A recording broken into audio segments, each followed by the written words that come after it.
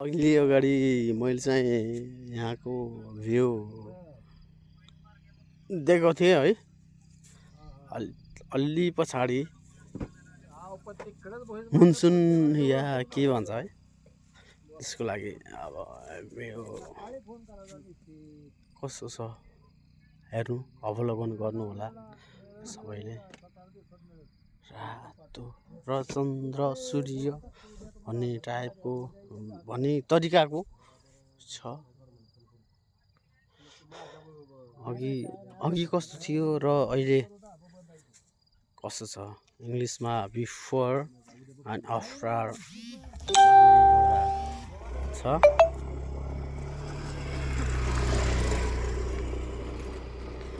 त्यस्तै बिफोरमा कस्तो थियो र आफ्टरमा कस्तो छ, बस त्यसको लागि अवलोकन गर्नु होला हैन। हामी छौँ डङ डङ डङ डङ टु यसमा।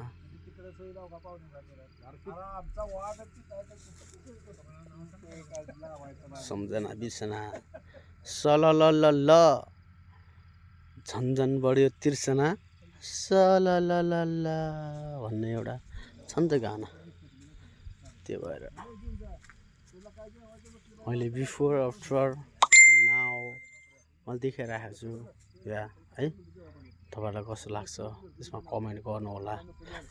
यो भिडियो तपाईँहरू हजुरमाझ पुर्याउनुको लागि केही थोरै ढिलो हुनसक्छ।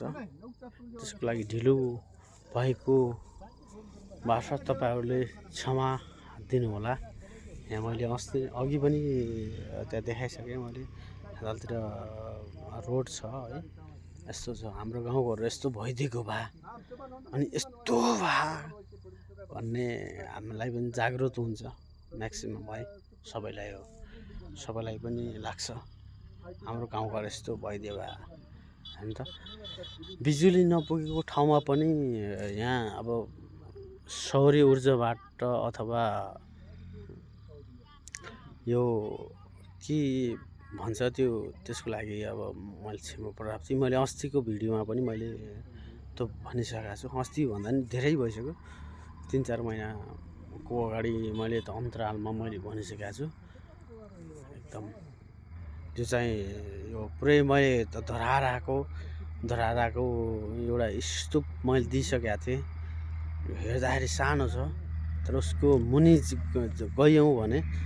गयौँ भने उसको मुनि गयो भने मैले अस्ति नै अनुभव गरिसकेँ। हेर्नु हेर्नु त यहाँबाट रोड चलिरहेछ, यहाँ तलतिर साइडबाट यसको मुनिमा गयो भने पनि उसको एउटा धराराको स्तूप भन्दा कम छैन है। भनेपछि अब मैले यसको पनि मैले अवलोकन नगरेको पनि होइन। अनि मैले व्यक्ति अथवा कुनै न कुनै यहाँको मान्छेहरूसित मैले सोधपुछ पनि गरेँ, त्यस्तो केही थिएन। र अनि मलाई सोध्नु पनि मन भयो, उत्सुकता पनि भयो। यसको लागि कति खर्च हुन्छ अनि यो कहाँबाट आएको हो भन्ने एउटा मलाई पनि उत्सुकता हुँदाखेरि मैले पनि भने करोडभन्दा धेरै नै लगभग पनि करोडको हाराहारीमा यो पङ्खा छ। जसरी बिजुली हैन, बिजुली भन्दा अब यहाँको हिसाबले के भन्छ त्यो हिसाबले अब हैन करोडको हिसाबमा एउटा खम्बालाई पर्ने सम्भावना भन्दा नि एउटा कस्तो सम्भावना भन्दा पनि एउटा निरन्तर अनि सरकारले पनि त्यो गरेको त्यो पाइयो। अब यहीँ तलतिरबाट रोड छ यहाँ बिजुली खम्बाहरू त्यहाँ देख्न सक्नुहुन्छ। मैले देखाएँ यो बिजुलीको खम्बा हो अथवा कुन चिजको खम्बा हो मलाई थाहा भएन हैन। तर यहाँ चाहिँ हेर्नु केही कमी छ बिजुलीको, झिलरम्म छ, सबै चिजको छ।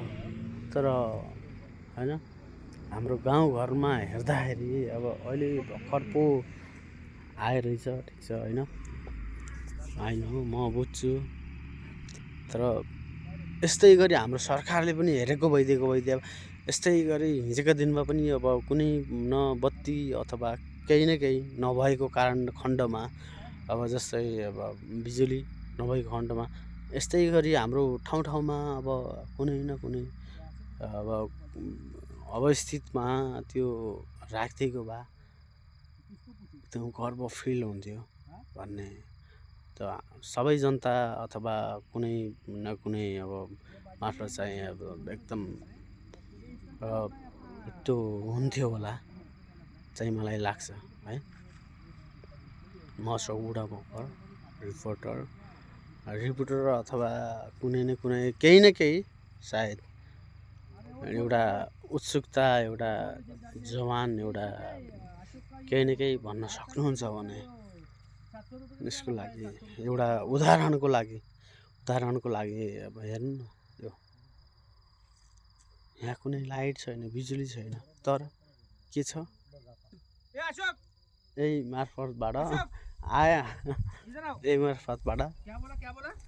मार्फतबाट सबैलाई उज्यालो दिने सक्षम सबैलाई भइरहेको छ। That's it. म अशोक बुढा मगर तपाईँहरू माझ